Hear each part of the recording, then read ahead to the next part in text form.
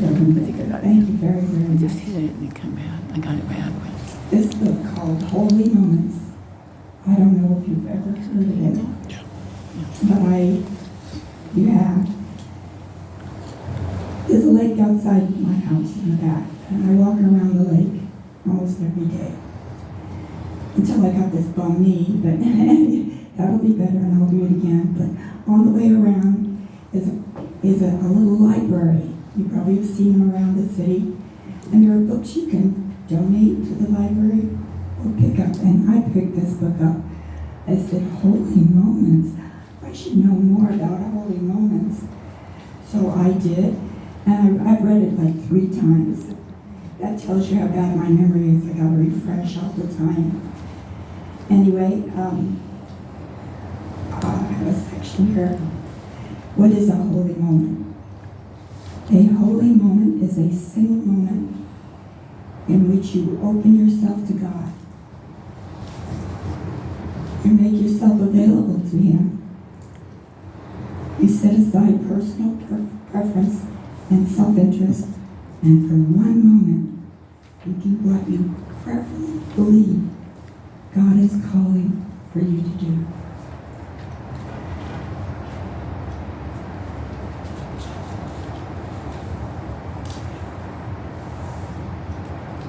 We all make choices.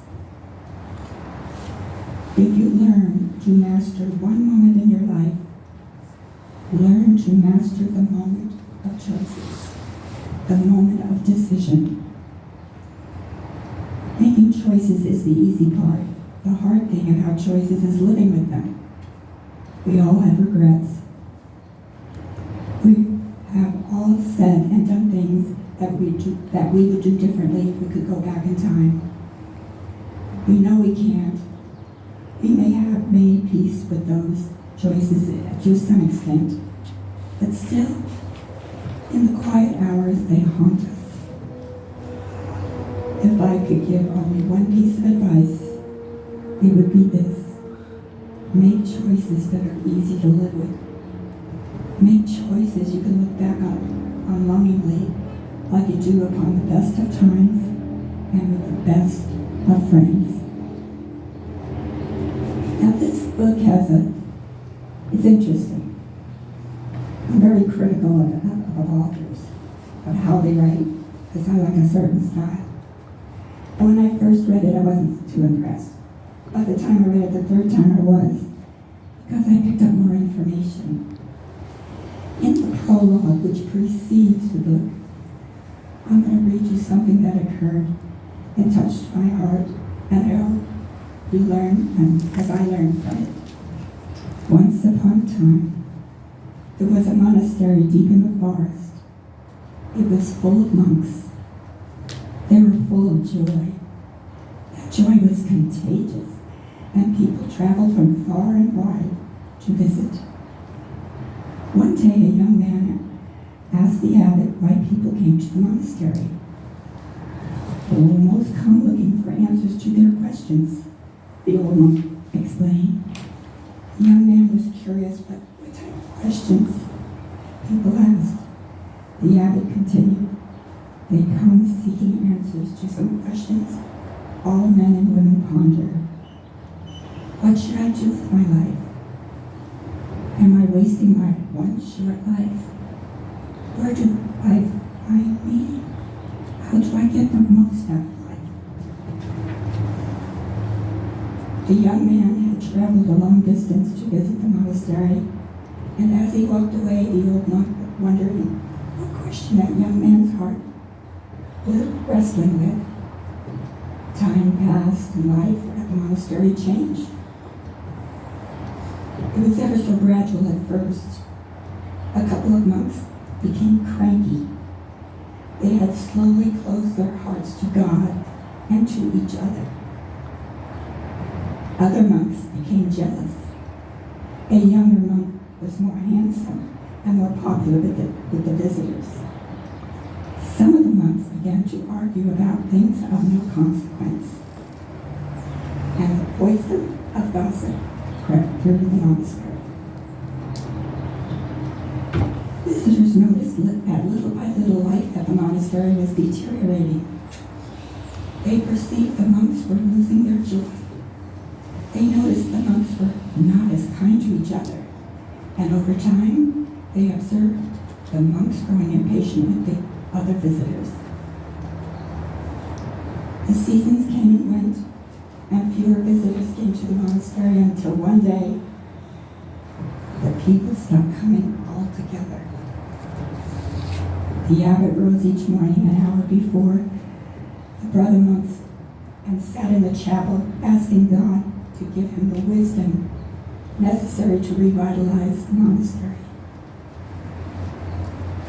But another summer came and went, and in the depths of the coldest winter ever, a profound sadness gripped the old abbot's heart. He thought he had tried everything. For hundreds of years, the people had come here longing for a glimpse of God, and the monastery had tried. What had he done wrong? He was racked with guilt and shame. The gap between his faith and his life had widened, and he didn't know how to close it. On the first day of spring, the abbot announced at breakfast that he was leaving the monastery to make a journey. "Where are you going?" Brother Killian asked. "I will visit the hermit in the mountains to seek his counsel on our situation here at the monastery. There was a wise hermit who lived in the mountains 30 miles to the north. People traveled into the mountains to seek his wisdom." The hermit and the abbot had been childhood friends, but this the other monks did not know. "When will you return?" Brother Owen asked. 3 days, the abbot replied. "Who is in charge while you are gone?" Brother Fabian asked. "Oh, I'll let you decide among yourselves," the abbot said. His words were still hanging in the air when the arguing broke out. There was a time when the other monks would have been concerned about him making such a journey, but they no longer were concerned for each other, only themselves. There was a time when one of the others would have offered to accompany him, but those days were gone. The abbot slipped quietly out of the monastery and began his journey towards the mountains. Walking through the forest, in those first miles of his journey, he observed that his heart was anxious. But with each passing mile, he became aware of a rising hope in his heart. At dusk, as dusk was falling, he came upon a small clearing in the foothills and decided to sleep there for the night. The old monk gathered some wood, made a fire, ate a little bread and cheese, and settled down to sleep. He was startled in the night by the howling of wolves and the screeching of wild parrots. He noticed his heart was racing, but he was not afraid. He did not fear death. He feared the torture of a life without meaning. Late the following morning, he arrived at the hermit's cave. The hermit was standing just outside the cave, and as the abbot approached, he said joyfully, "I've been waiting for you," and the two men embraced like long-lost brothers. "I've something to ask you," the abbot said. I know, but that can wait," the hermit replied. "First, I want to show you something." The abbot was possessed by an impatience that surprised him, but he followed his old friend. The two men walked peacefully through the trees, and about 15 minutes, a fine lake was before them. It was breathtaking, this beautiful, beautiful lake. The hermit sat on a large boulder at the side of the lake, and the abbot sat on a smaller boulder next to him. They sat in silence for over an hour. and the abbot felt a deep peace rising in his soul. The lake was clear and still.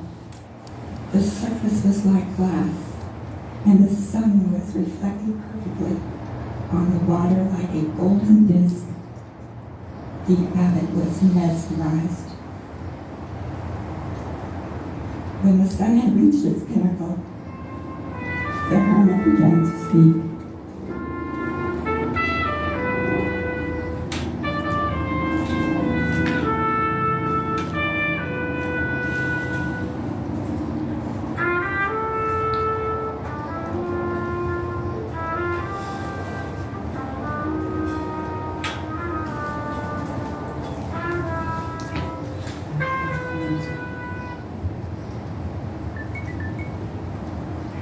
Turn it off. Totally.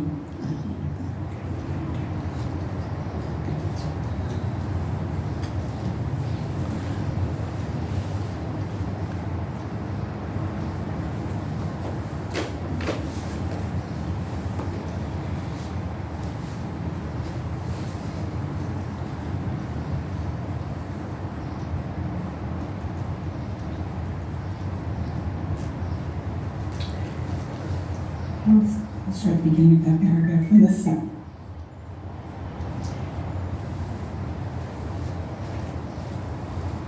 When the sun had reached its pinnacle, the hermit began to speak.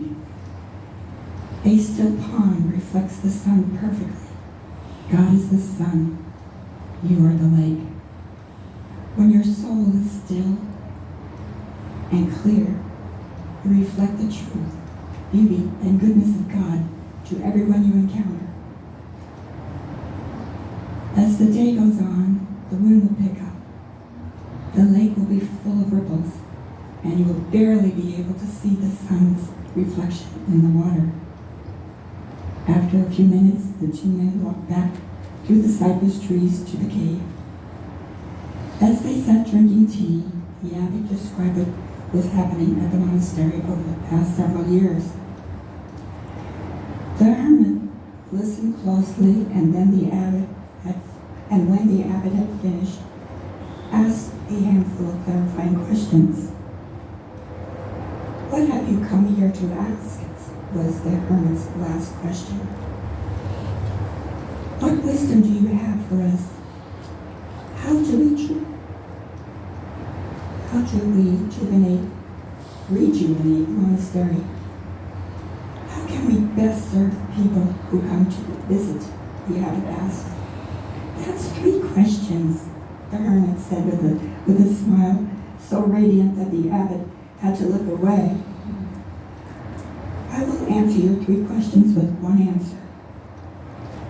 The hermit continued. "Go back and tell the brothers, the Messiah is among you."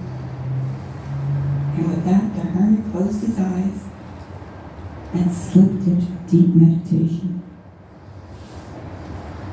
The Messiah is among us. What can that possibly mean? The abbot mumbled to himself. But as he walked slowly down the mountains, the full meaning of the hermit's words took deep root in his soul. Back at the monastery, the monks were growing concerned. The abbot had said he would be gone 3 days, and it's already been 5 days. The next evening, when there still was no sign of him, they began discussing what fate may have befallen him. The following morning, Brother Fabian callously suggested he was not coming back, either because he had died in the mountains or because he had abandoned them for some other life. Just as the sun was setting that afternoon, Brother Bartholomew saw a figure approaching the mountains, actually approaching the monastery, and cried out, "We have a visitor." It was not a visitor, it was the abbot. He whispered softly to Bartholomew, "Gather everyone into the chapel." The abbot was radiant as he sat before the whole community. on a small wooden stool. He looked years younger. The monks could not remember a time when he seemed fully alive. He told the other monks of his journey and shared with them the message he had received. This is what I asked the hermit. What wisdom do you have for us? How do we rejuvenate the monastery? How can we serve the people who come to visit? The hermit replied, that's 3 questions. I will ask you. Answer your 3 questions with 1 answer. Go back and tell the brothers, the Messiah is among you.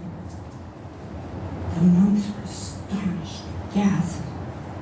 From the moment on, they looked at each other differently.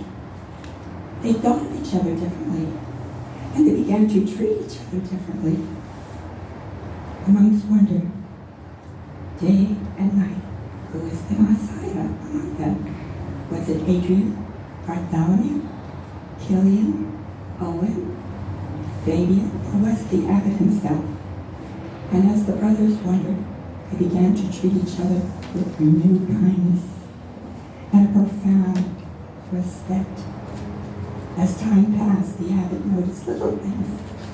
There was a new spirit of cooperation. The brothers praised and encouraged each other. Compassion and forgiveness returned to their hearts, and they were kind to each other.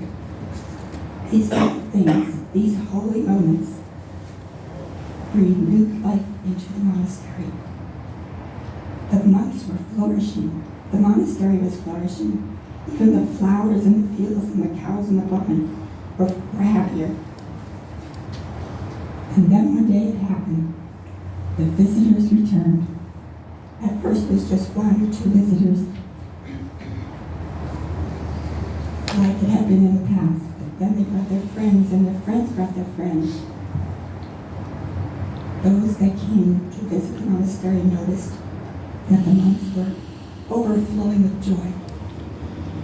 They perceived the monks had a profound reverence for each other, and they observed the monks' unquenchable patience with their visitors.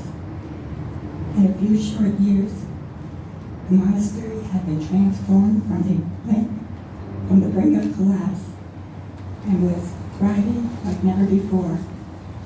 A village sprung up around the monastery, and the monastery became the center of life for the people of the village. The monks loved the people, and the people loved the monks, and they all lived together in harmony and happiness. One Saturday afternoon, the old abbot was sitting on a bench in the courtyard, looking gratefully towards the mountains, when a woman approached. Sitting down next to him, she asked, "What happened here? What's going on?" The old monk beamed his warm, knowing smile and asked, "What do you mean?" The place had been completely transformed, the woman explained. No, the abbot disagreed gently. The place is exactly the same. It's the monks who have changed. How did it happen? She asked. How did it happen? We started living as if the Messiah were among us, the abbot replied. The woman pondered that for a moment and then began to weep.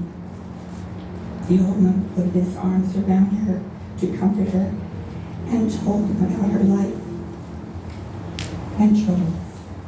The woman shared with him the question that was tormenting her soul, the question that had urged her to visit the monastery, and they sat in silence for a long time. "What advice do you have for me?" the woman asked, breaking the silence. The two sat quietly for another long set moment before the old man spoke, and then he said, "Treat every person you ever meet like the second coming of Jesus in disguise."